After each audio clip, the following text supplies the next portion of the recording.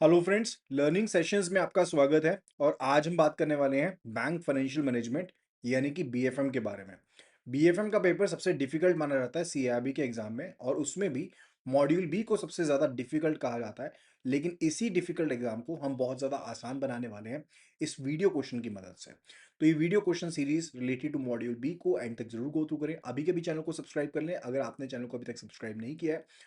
Full course अगर चाहते हो CIB early bird pack that is available, जिसमें आपको full course videos, case study videos, video questions, chapter wise previous questions, mock test, mega mock test और PDF note सब चीजें मिलने वाली हैं। सो जल्दी से जल्दी लिखिएगा सीआईबी अर्ली बर्ड और उसे व्हाट्सअप कर दीजिए इस नंबर के ऊपर, दैट इज 8360944207 के ऊपर। चलिए आज का सेशन करते हैं start. The question number one it says a firm's leadership is assessing two major projects, a venture into a predictable established market, another into highly innovative but volatile emerging technology sector.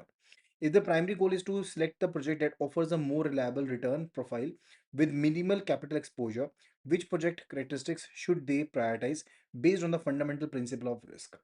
Higher variability in net cash flows, as this indicates higher upside potential which can be leveraged. Lower variability in net cash flows because this corresponds to lower risk and lower downside potential, consequently lower capital requirements. A business model with higher upside and downside potential, as this demonstrates the market responsiveness. And a project where uncertainties in cash flows, inflows and outflows are maximized to capture all potential market movements. सो कौन सा option यहाँ पर सही रहेगा? So simply यहाँ पर कहा गया है कि we are to look into the project characteristics based on the fundamental criteria, जो रिस्क से रिलेटेड रहेगा उसके रिलेटेड रहेगा, हमें पिक करना है। अगर प्राइमरी गोल है उस प्रोजेक्ट को सिलेक्ट करना that offers more reliable return, तो मोर रिलायबल रिटर्न का मतलब क्या रहेगा कि लोअर वेरिएबिलिटी अगर आपके पास कैश फ्लोज में होती है, उसका मतलब होता है कि आपके पास जो रिस्क है वो भी कम रहेगा। अब अगर रिस्क कम है आपके पास, तो डेफिनेटली लो पॉसिबिलिटी है कि आपके पास लॉस भी कम होगा एंड कैपिटल रिक्वायरमेंट भी कम रहेगी। उसके according we will be selecting the options. If we look at the option A, that's higher variability in cash flow, इसका मतलब तो ये रिस्क ज्यादा है। हायर वेरिएबिलिटी का मतलब है कि रिस्क फैक्टर ज्यादा है, और अगर जितना ज्यादा कैपिटल चाहिए रहेगा, जितना ज्यादा रिस्क होगा, उतना ज्यादा कैपिटल भी चाहिए उस रिस्क को संभालने के लिए। सो option A is not the correct answer. Lower variability in net cash flows मतलब कि आपके पास जो रिस्क है वो भी कम होगा, एंड रिस्क कम है तो आपको कैपिटल भी कम रहेगा, एंड डाउनसाइड पोटेंशियल भी कम रहेगा। डाउनसाइड पोटेंशियल का मतलब होता है एडवर्स इंपैक्ट भी कम रहेगा, right? So option B is definitely the correct answer for this question. चलिए अभी चलते हैं नेक्स्ट क्वेश्चन की तरफ। It says a risk analyst is evaluating a bank's trading portfolio using various quantitative measures. They observe that the standard deviation of daily profits is quite high, indicating significant volatility. However, they are most concerned about the probability of a catastrophic loss on particular bad day. Which risk measurement approach should the analyst use to specifically integrate sensitivity and volatility with the adverse effect of the uncertainty, and why? तो सबसे पहले ना requirement को समझना काफी ज्यादा जरूरी बन जाता है। देखो, रिस्क एनालिस्ट है, वो ट्रेडिंग पोर्टफोलियो को गो थ्रू कर रहे हैं, एंड उनको they basically do observe the standard deviation of daily profits is quite high. तो स्टैंडर्ड डेविएशन एक्चुअल में होता क्या? This is a square root of the variance, right? यानी कि जो रिप्रेजेंट करता है average distance of the east data from the mean. यानी कि कुछ इस तरह से सोचेगा कि ये आपके पास मीन है, तो उससे जो डिफरेंस होता है ये वाला, that is basically the standard deviation. Variability indicator है, यानी कि अगर आपके पास स्टैंडर्ड डिवीजन ज्यादा है, यानी कि वैल्यूज ज्यादा फैली हुई हैं, ज्यादा स्प्रेड आउट है, यानी कि ज्यादा वेरिएबिलिटी आपको देखने को मिलेगी। और जबकि लोअर स्टैंडर्ड डिवीजन का मतलब होता है कि वैल्यूज जो है वो टाइटली क्लस्टर्ड है, राइट? तो दैट इज द केस कि किस तरह से रहेगा, ठीक है? तो अगर मैं आपको कहूं कि स्टैंडर्ड डिवीजन जो है वो ज्यादा है, यानी कि रिस्क ज्यादा है। So in financial and risk management standard division का बहुत ज्यादा इस्तेमाल किया जाता है, खास करके जब हम मार्केट रिस्क के बारे में बात करते हैं। ये टोटल रिस्क जो होता है ना पोर्टफोलियो में, उसको कैप्चर करता है, जिसमें systemic risk and under unsystemic risk, यानी कि जो आपका मार्केट रिस्क है और आइडियो सिंक्रेटिक रिस्क है, दोनों शामिल रहते हैं। एंड जो स्टैंडर्ड डिवीजन है that does not distinguish between the upside and the downside volatility, उसमें बेसिकली फर्क नहीं जानता। ये गेन एंड लॉसेस दोनों को इक्वालिटी के साथ रीच आउट करता है, राइट? अगर किसी पोर्टफोलियो में मान लो कि स्टैंडर्ड डिविएशन ज्यादा है, उसका मतलब है कि ज्यादा प्रोबेबिलिटी रहेगी उस पोर्टफोलियो में कि लॉसेस भी ज्यादा हो सकते हैं और गेन्स भी ज्यादा हो सकते हैं। तो सिंपल सा फंडा है, अगर हायर स्टैंडर्ड डिविएशन है तो मतलब है कि लॉस भी ज्यादा हो सकता है, indicating the significant volatility. However, they are most concerned about the probability of the catastrophic loss on a particular bad day, कि किसी एक पर्टिकुलर दिन में जो लॉस है ज्यादा हो सकता है। तो कौन सी रिस्क मेजरमेंट अप्रोच हम यहां पर अपनाएंगे जो सिग्निफिकेंटली आपके इंटीग्रेट करेगी सेंसिटिविटी और वॉलेटिलिटी को, राइट? यानी कि हमें सेंसिटिविटी को भी डील करना, साथ में वॉलेटिलिटी को भी डील करना है। सेंसिटिविटी का मतलब होता है कि हम एक पैरामीटर को चेंज करते हैं, बाकी सब चीजों के ऊपर इंपैक्ट देखेंगे, दैट इज अ सेंसिटिविटी। और वॉलेटिलिटी होता है जब we are basically looking into multiple things, multiple parameters को अल्टर करके चेंजेस देखने की कोशिश करते हैं, that is a volatility, right? तो first option it says that will be going for the sensitivity analysis. Second, it says we'll be going for the volatility. Third, it says we will be going for the downside potential, because it is the most comprehensive measure that focuses specifically on potential losses and their probability, ignoring the upside deviations that volatility includes. तो volatility में तो क्योंकि दोनों sides आ जाती हैं, upside downside दोनों आ गई, हमें अपसाइड को छोड़ना because we are to concentrate, we are to focus on the downside potential only, उसी को देखना है ना। And further it says a combination of the sensitivity and validity, as this is the only way to model the probability distribution required for advanced risk assessment. So which one is going to be the correct answer for the question number 2? Kindly do answer at the earliest. So answer is option C, that we are going to go for the downside potential. किसके लिए जाएंगे हम? Will be going for the downside potential here. And उसमें भी specifically कौन सी approach का इस्तेमाल करेंगे? Will be using the value at risk approach, right? Value at risk approach, क्योंकि जो वैल्यू एट रिस्क अप्रोच है वो आपके जितने भी टेल रिस्क होते हैं ना उनको कैप्चर करती है। वी आर एस्टिमेट करती है कि आपका मैक्सिमम लॉस कितना होगा एक डिफाइंड टाइम होराइजन के ऊपर, एक गिवन कॉन्फिडेंस लेवल के ऊपर, under the normal conditions, right? तो काफी ज्यादा सूटेबल रहेगा ये मेथड एनालिस्ट के लिए, खास करके वो पर्टिकुलरली उनको कैटास्ट्रॉफिक लॉसेस की तरफ ध्यान देने की जरूरत नहीं है, क्योंकि मैक्सिमम लॉस ऑलरेडी कवर हो जाता है आपका नॉर्मल कंडीशंस में जो मैक्सिमम लॉस हो सकता है। सो वीएआर इनकॉर्पोरेट्स द वॉलिटिलिटी, जो वीआर की कैलकुलेशंस होती हैं वो स्टैंडर्ड डेविएशंस का इस्तेमाल करती हैं, एंड फर्दर ये सेंसिटिविटी को भी अकाउंट में लेकर के आती है जब कंप्यूट करते हैं हम, राइट?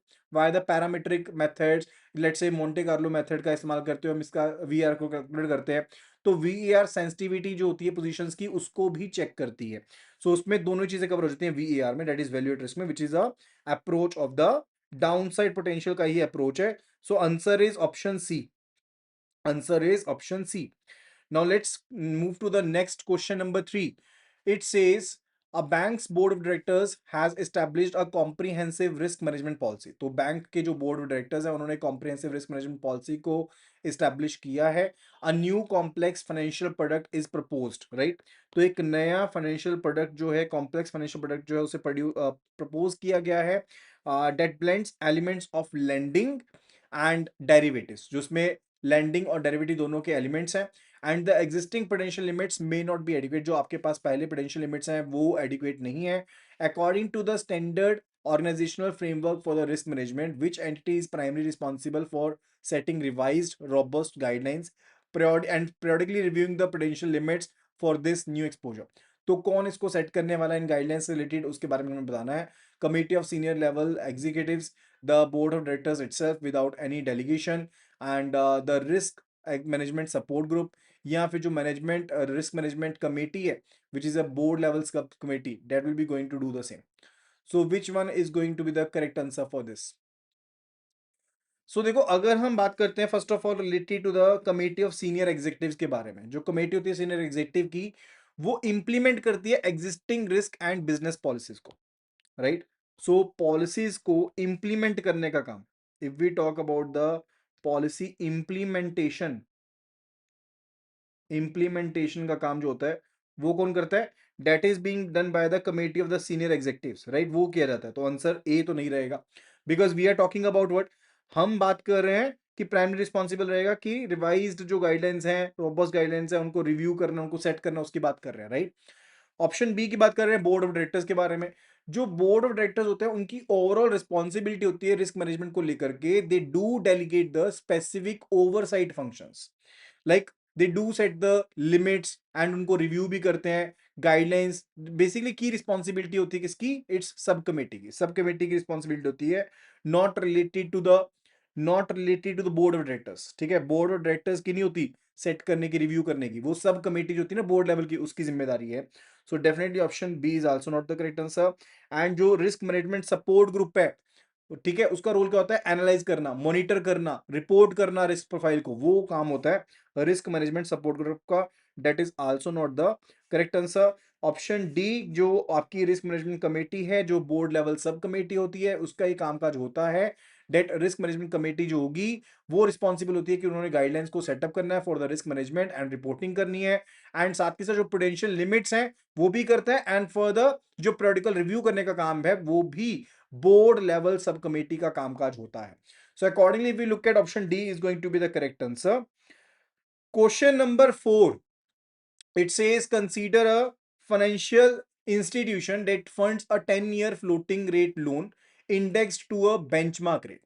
तो कंसीडर करो एक फाइनेंशियल इंस्टीट्यूशन को जो फंड करती है एक 10 साल के फ्लोटिंग रेट लोन को, जो कि इंडेक्स है एक बेंचमार्क रेट के साथ, बाय इशूइंग अ 10-year फिक्स्ड रेट बॉन्ड। ठीक है, 10 साल का फिक्स्ड रेट बॉन्ड इशू कर देती है। During a period of the economic instability, the central bank significantly lowers the benchmark rate to stimulate the economy. अब काफी ज्यादा इकोनॉमी इंस्टेबिलिटी आई, तो जो रेगुलेटर है, सेंट्रल बैंक है, उन्होंने क्या किया, जो बेंचमार्क रेट था जिसके बेस के ऊपर आपने लोन इशू किया था, उसको काफी ज्यादा लोअर कर दिया।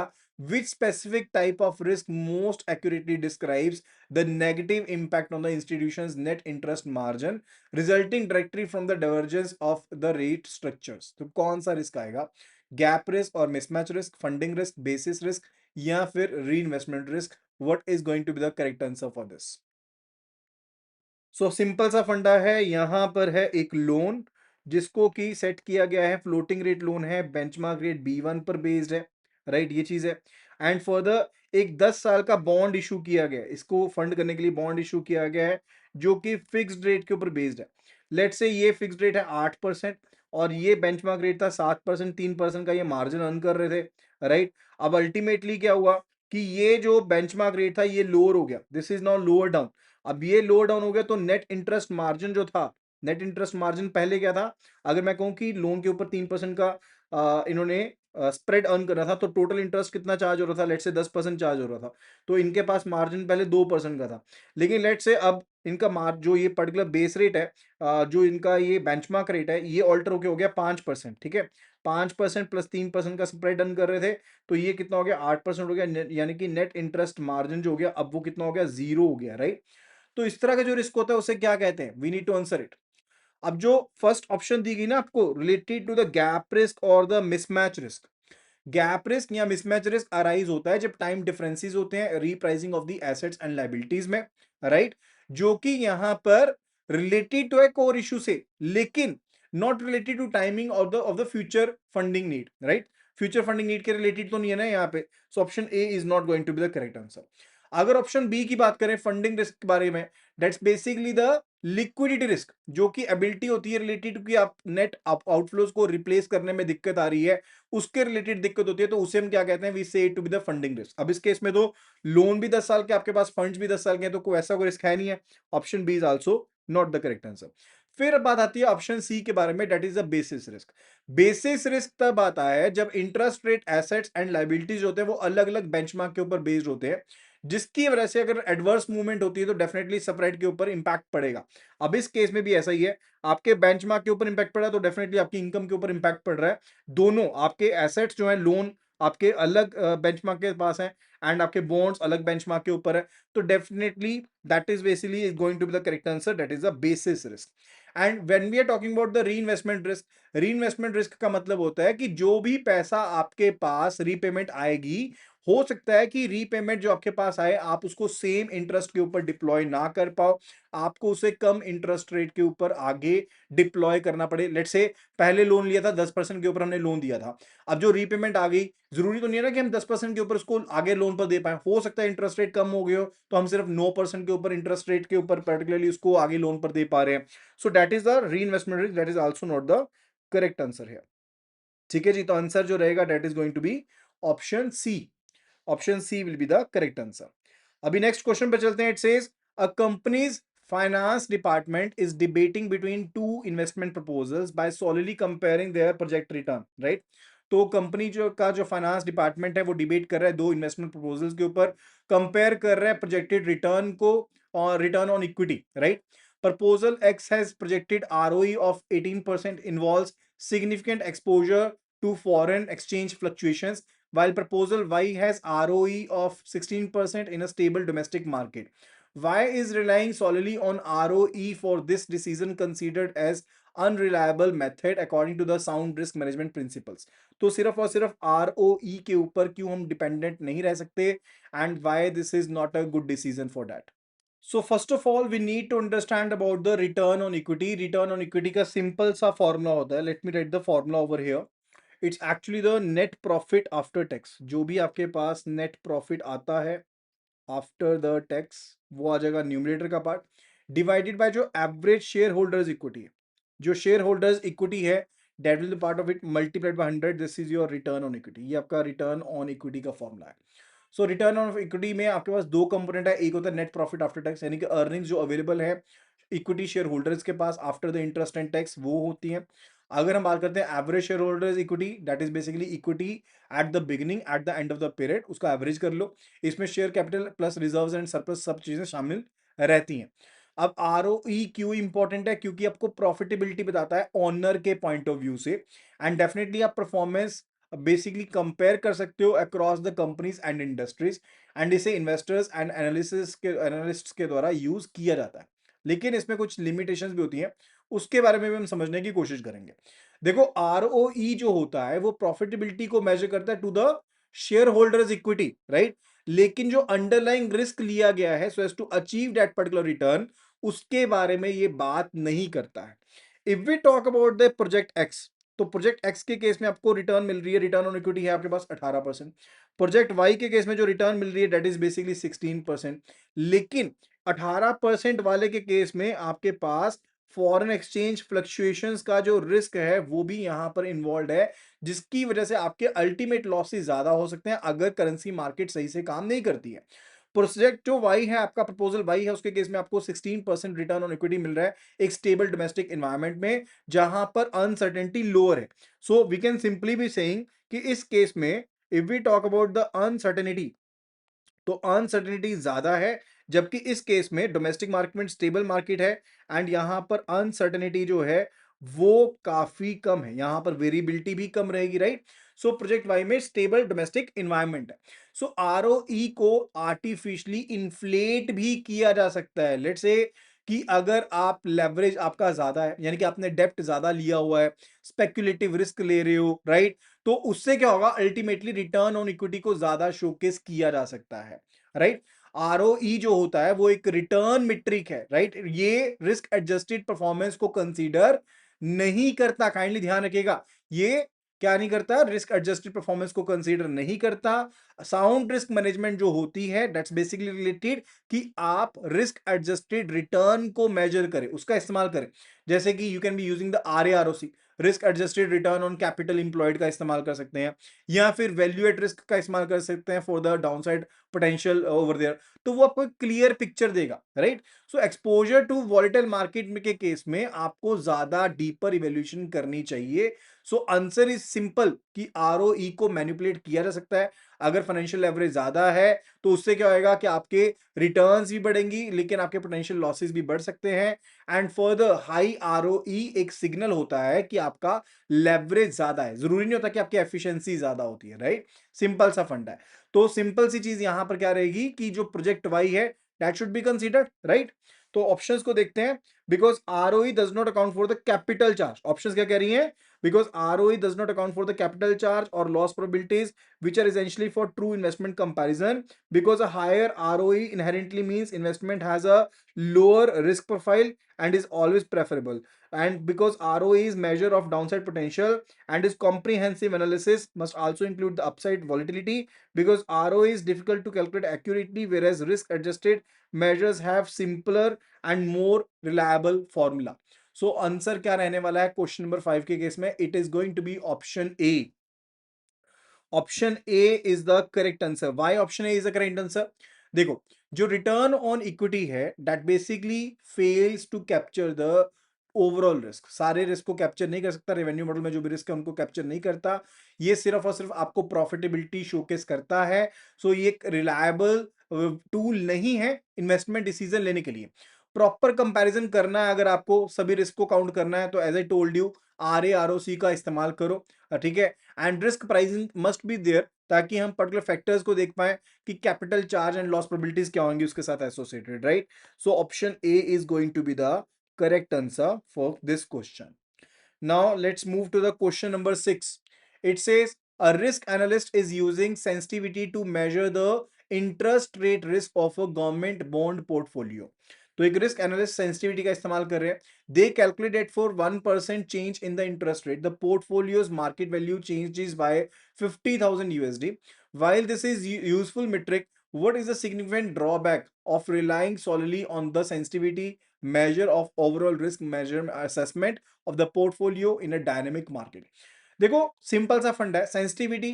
क्वेश्चन में आप ऑलरेडी डेफिनेशन भी आपको दे दी है। डेफिनेशन क्या है कि आप सिंगल पैरामीटर को पिक करते हो एंड उसको 1 बेसिस पॉइंट के ऊपर या लेट्स से 100 बेसिस पॉइंट के ऊपर you altered it and you basically found कि हाँ ये चेंज हुआ, इसमें ये दिक्कत आई है। जैसे इस केस में उन्होंने कहा कि 1% इंटरेस्ट रेट अगर चेंज हुआ तो 50,000 USD पोर्टफोलियो की मार्केट वैल्यू चेंज होगी, राइट।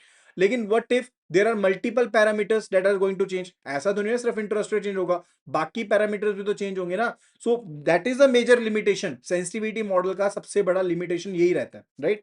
ऑप्शंस देखते हैं। It fails to capture the instability और volatility of the interest rates themselves, focusing only on the impact of the unit change. This measurement is only effective for assessing the downside potential and completely ignores the upside potential. Sensitivity is comprehensive measure that integrates volatility, making it too complex for daily monitoring. जबकि ये method काफी ज्यादा आसान होता है। It is statistical measure of dispersion around the average which is not relevant for the bond portfolio. So answer जो रहने वाला है that is going to be option A. Option A is going to be the correct answer here. Why this is going to be the correct answer? Because simple सा drawback है। एक तो ये drawback है कि इंस्टेबिलिटी को consider नहीं करता, like multiple parameters could have change, like multiple parameters change हो सकते हैं and further that is not known over here. So option A is going to be the correct answer. Option A is going to be the correct answer है। Clear हो गया चीज, क्योंकि option A में ये क्या गया, it fails to capture the instability और वॉलिटिलिटी ऑफ इंटरेस्ट रेट, ठीक है, उसको कैप्चर तो नहीं कर रहा ना, सिर्फ फोकस कर रहा है इंपैक्ट ऑफ यूनिट चेंज के ऊपर, right. So that is the answer. Now let's move to question number 7. It says a bank is developing a new product, loan product for small businesses, and is determining the appropriate interest rate to charge. To ensure profitability and sustainability, the pricing model must be comprehensive. Beyond the direct costs like the cost of deployable funds and operating costs, which two additional factors must be fundamentally integrated into the pricing structure to account for the inherent risks? Market sentiment and the projected growth rate sector, and further loss probabilities associated with the potential defaults and the capital charge for regulatory requirements, the daily volatility of the bank's stock price and the CEO's risk appetite, third party guarantee fees and the collateral valuation cost. तो clear सा answer है, market sentiment थोड़ा matter करते हैं। देखो market sentiment growth जो है rate से रेलिवेंट है बिजनेस स्ट्रेटेजी को लेकर के, लेकिन वो डायरेक्ट कंपोनेंट नहीं है रिस्क प्राइसिंग को लेकर के। रिस्क प्राइसिंग की कैलकुलेशन के लिए वो डायरेक्ट कंपोनेंट नहीं है। So option A is not the correct answer. अगर हम ऑप्शन बी की तरफ देखते हैं तो डेफिनेटली जो प्राइसिंग होती है that must be looking into the, क्या क्या चीज ध्यान में रखनी चाहिए, और that must be looking into for the loss probabilities associated, वो देखना चाहिए। एंड जो कैपिटल चार्ज आपका रेगुलेटरी रिक्वायरमेंट के लिए that should also be looked into. So option B is the correct answer. Definitely option B is going to be the correct answer, ठीक है जी। Further, question 8, it says a conservative investment fund manager decides to implement risk mitigation strategies for their equity portfolio by using derivatives to hedge against market downturns. According to the principles of risk management, what is the most significant trade-off the manager must accept as consequence of these mitigation measures? तो जल्दी से जल्दी answer करना है, question को फटाफट से समझिएगा and do answer. The options are here. So all the four options are here. तो एक कंजर्वेटिव जो इन्वेस्टमेंट फंड मैनेजर है वो डिसाइड करते हैं कि वो इंप्लीमेंट करेंगे रिस्क मिटिगेशन स्ट्रेटजीज को फॉर इक्विटी पोर्टफोलियो, एंड इसके लिए वो डेरिवेटिव्स का इस्तेमाल करने वाले हैं। And for this purpose they are going to use the derivatives, right, ताकि वो हेज कर ले अपने आप को, सेफगार्ड कर ले अपने आप को मार्केट डाउनटर्न के अगेंस्ट। तो according to the principle of risk management, सबसे ज्यादा सिग्निफिकेंट ट्रेड ऑफ क्या रहेगा जो मैनेजर एक्सेप्ट करेगा as a consequence of these mitigation measures? देखो, ट्रेड ऑफ क्या होता है रिस्क मिटिगेशन का? That is return versus risk, that is basically return versus risk. अगर हम रिस्क मैनेजमेंट प्रिंसिपल्स की बात करते हैं, अगर आप किसी भी रिस्क को रिड्यूस या मिटिगेट करने की कोशिश करते हो तो उसकी कॉस्ट भी आपको पे करनी पड़ती है, यानी कि डाउनसाइड पोटेंशियल तो कम हो जाएगा लेकिन अपसाइड पोटेंशियल भी कम होगा। So there will be a reduced upside potential, क्योंकि हो सकता है जब आप डेरिवेटिव्स को बाय करोगे तो डेफिनेटली आपको लिमिट करना पड़ेगा अपने अपटर्न अपसाइड पोटेंशियल को भी, आपके गेन्स कम हो जाएंगे, या हो सकता है कि आपको प्रीमियम पे करना पड़ेगा, right. So that is a trade off with the derivatives, that is a major trade off, right. So options क्या है? An increase in the capital requirement, कि आपकी कैपिटल रिक्वायरमेंट जो है वो इंक्रीज हो जाएंगी for the portfolio as a derivatives are simple, are capital intensive. A reduction in both downside variability and the upside potential of the portfolio's net cash flow, an increase in the portfolio's overall sensitivity to single market parameters, a mandatory shift from the using the volatility to to using the value at risk for all future risk reporting. So what will be the correct answer? Question number 8, option B, यानी कि आपका upside potential and downside potential दोनों ही कम होते हैं, that is a major trade off, that is a major trade off, यानी कि ये ट्रेड ऑफ है, right, trade off in the risk mitigation. ठीक है जी, आपका अपसाइड पोटेंशियल भी कम होता है। So option B is going to be the correct answer. Okay, now let's move to the next question. It says when evaluating, when evaluating the risk profile of a business, an analyst observes that uncertainties in both its sales revenue and its input costs are creating significant fluctuations in its financial performance, right? तो जब एक evaluate कर रहे थे risk profile को business related, analyst observe करता है कि अनसर्टेनिटीज जो है, ठीक है, both in its both sales revenue and उसके इनपुट कॉस्ट में जो अनसर्टेनिटीज हैं वो सिग्निफिकेंट फ्लक्चुएशन क्रिएट करें उनकी फाइनेंशियल परफॉर्मेंस में।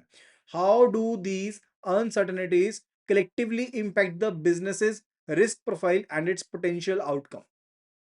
So they will only affect the profits favorably, as higher uncertainties create more opportunities, and they will result in uncertainties primarily in the cash outflows, with cash inflows remaining stable.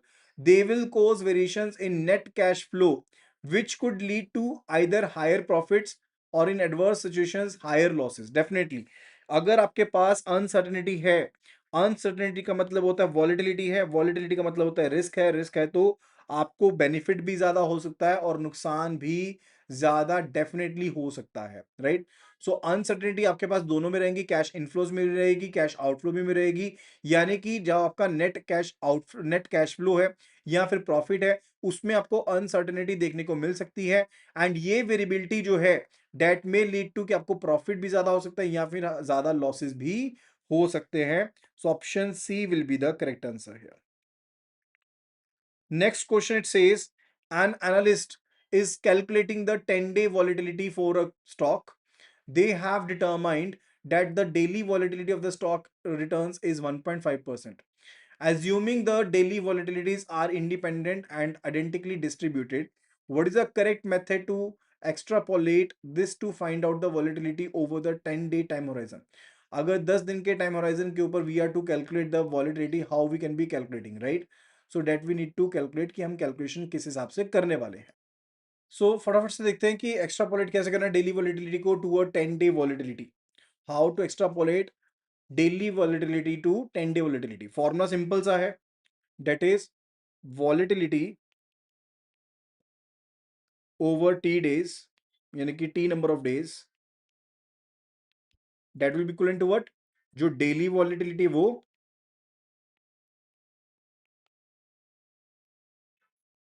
Multiplied by under root of the time horizon. ठीक है, अब इस case में daily volatility कितनी है? That is 1.5%। So 1.5% divided by हो गया 100 and multiplied क्या हो गया, नंबर ऑफ डेज कितने 10, जिसके ऊपर कैलकुलेट करना है। So 10 under root of the same. So it will be what, it will be 0.015 and under root of 10। अब इसको सॉल्व कर लेंगे अगर कितना आएगा, जल्दी से जल्दी सॉल्व कर लेते हैं इसको। तो अंडर रूट ऑफ 10 का आ रहा है अपने पास 0.015 multiplied by 3.1623 and that will be equal to 4.743%। ये आपके पास बन जा रहा है 10 days volatility.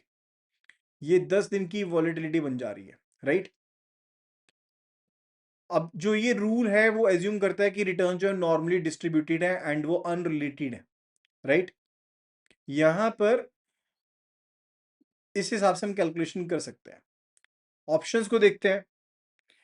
Multiply the daily volatility, जो डेली वॉलेटिलिटी है that will B multiplied by 10 and to 1.5% of the 10 and multiply the daily volatility by the square root of the 10, right, कि आप square root of the 10 के साथ multiply कर दोगे। Absolutely correct. Option B is the correct answer. Option B के according ही किया ना हमने, तो option B is definitely going to be the correct answer here. Now let's move toward the question number 11।